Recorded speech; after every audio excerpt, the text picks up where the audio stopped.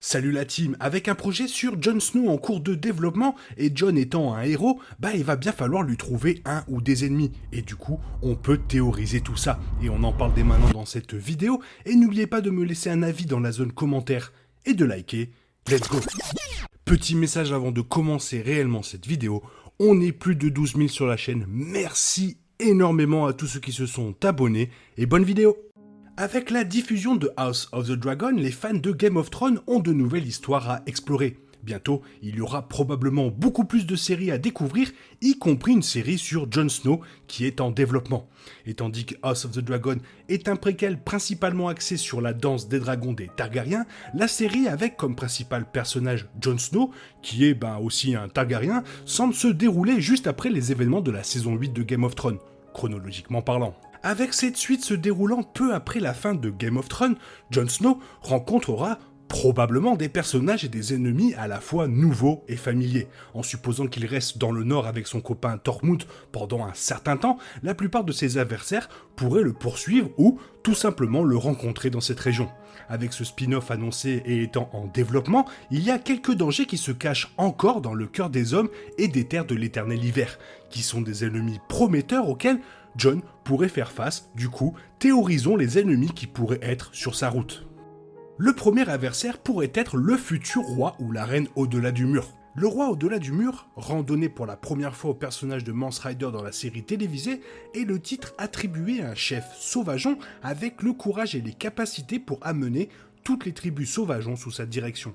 Le personnage né à l'état sauvage, mais élevé par la garde de nuit, a prouvé ce qu'un leader charismatique peut faire avec les sauvageons.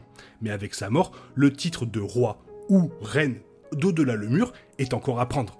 Bien que Jon puisse être un excellent candidat pour le poste, un chef plus impitoyable peut revendiquer le titre en raison des tribus essayant de récupérer après les attaques des marcheurs blancs. Par conséquent, cela peut provoquer des conflits entre tribus et les sauvageons battus et dépeuplés pourraient être vulnérables à un prophète à la langue d'argent promettant la gloire et éventuellement chercher à se venger de Jon s'ils ont des problèmes non résolus. Ensuite, on pourrait penser à un nouveau seigneur des ténèbres. Le seigneur des eaux était une figure notoire et mystérieuse de Game of Thrones. Redouté par tous les sauvageons, il portait une armure en os et un casque fait d'un crâne et était tristement célèbre pour ses tactiques de raid sauvage. Figure beaucoup plus puissante physiquement de la série télévisée par opposition à A Song of Ice and Fire, le seigneur des eaux constituait sa propre frange fanatique, connue pour être cruelle, indigne de confiance et meurtrière. Comme le roi au-delà du mur, le seigneur des eaux a un titre légendaire qu'un successeur manipulateur pourrait travailler à son avantage. Mélanger le mystère de l'armure d'eau avec un chercheur de pouvoir rusé, ajouter une petite pincée de magie noire et une armée sauvage pourrait affluer vers ce sombre guerrier de la mort. Du côté de la famille, on pourrait penser à Benjen Stark. En tant que premier patrouilleur de la garde de nuit, Benjen Stark a été vu pour la dernière fois au-delà du mur, attaquant une horde de spectres et faisant tournoyer son fléau enflammé flamboyant pour couvrir la fuite de Jon Snow. Les spectres ont submergé Benjen, le tuant apparemment. La perte de son oncle bien-aimé n'était qu'un autre moment bien déchirant pour Jon Snow dans Game of Thrones. Il est facile d'imaginer que Benjen a peut-être survécu grâce à des moyens magiques puisqu'il était déjà à moitié mort. Un marcheur blanc l'avait poignardé dans l'intestin, puis les enfants de la forêt ont enfoncé un morceau de ver-dragon dans sa poitrine pour retarder sa transformation en l'un des sbires du roi de la nuit. Si une force puissante et maléfique prenait à nouveau le Benjen mi-homme et noircissait complètement son cœur, il fournirait un ennemi terrifiant contre Jon. Ce serait aussi déchirant puisque Jon était hyper proche de son oncle et devoir le combattre le dévasterait. En parcourant le nord, Jon pourrait très bien rencontrer des araignées de glace géantes. Les fans des livres Song of Ice and Fire et de Game of Thrones connaissent bien les personnages de George R.R. Martin mentionnant des araignées de glace géantes rampant dans les déserts gelés du nord. Les créatures font partie du mythe le plus ancien de Westeros et leur origine, de vrais animaux ou les entités mystérieuses faites de glace, sont inconnues. De nombreux fans de Game of Thrones espéraient que la série HBO pourrait montrer des araignées de glace CGI géantes depuis que la vieille Nan racontait que les autres les avaient utilisées pendant la longue nuit. Avec la suite de Jon Snow se déroulant dans le nord, les monstrueux arachnides givrés pourraient causer de gros problèmes à Jon et à sa compagnie, surtout si elles sont sous le contrôle d'une entité puissante. Bon, je vous rappelle que ce sont quand même que des théories, mais pourquoi pas le roi gris ? En tant que roi né dans les îles de fer légendaires, la maison Greyjoy prétend faire partie de sa lignée. Le roi gris a été béni par le dieu noyé et a combattu le dieu de la tempête pendant 1000 ans. Il tua le dragon de mer Naga et utilisa ses os, transformés en pierre par le dieu noyé, pour construire sa grande salle. Bien qu'il ne soit pas un habitant du Nord, le roi gris, ou un prétendant ou un descendant, fournit un personnage effrayant et légendaire qui pourrait facilement entrer en conflit avec Jon Snow. Lorsqu'il est mort, le roi gris est descendu dans les profondeurs pour s'asseoir à la droite du dieu noyé. Son retour est donc possible. Aussi pirate et avide que soient les Fernés, dirigés par un chef de style Euron avec des enfants à moitié sirènes, les forces du roi gris pourraient potentiellement causer de gros maux de tête à Jon. Donc je continue sur ma lancée, et alors pourquoi pas les enfants de la forêt? En tant qu'ancienne race mystérieuse et non humaine qui habitait à l'origine Westeros, les légendaires enfants de la forêt sont assermentés aux anciens dieux, s'occupent des arbres sacrés Baral et sont dotés de grands pouvoirs magiques, ce qui en fait parmi les plus puissants utilisateurs de magie dans Game of Thrones. Bien que potentiellement morts à la fin de Game of Thrones, il serait facile pour un autre groupe d'enfants à longue durée de vie d'avoir survécu ailleurs dans les vastes forêts. Et si ce groupe est déterminé à se venger des humains ou enchanté par une force maléfique, il pourrait causer d'immenses destructions. Autrefois, leurs sorciers combattaient les premiers hommes en brisant le bras de Dorne, en inondant le cou, en transformant en prisonnier humain un roi de la nuit. Jon aurait du mal à vaincre ce genre d'ennemi juré. Bon maintenant puisqu'on est là, pourquoi pas le roi Brandon Stark?